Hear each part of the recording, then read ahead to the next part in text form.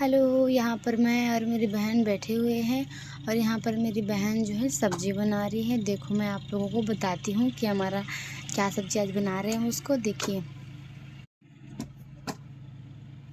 हम लोग बना रहे हैं आलू चना, जो कि आग में हम लोग सब्ज़ी खाना बना रहे हैं।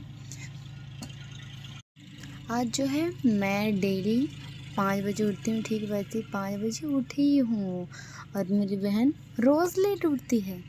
ना ना ना ना, ये बिल्कुल झूठ है कि वो रोज़ लेट उठती है। वो जल्दी उठ जाती है और सारे काम को पहले ही ख़त्म कर लेती है। उसके बाद वो मेरे पास आती है, फिर मैं कुछ कुछ करती रहती हूँ। अभी हम लोग काम करने जाएंगे, ईंट वगैरह उठाने जाएंगे, फिर रिंग मारेंगे, रेत वगैरह बिछाएंगे।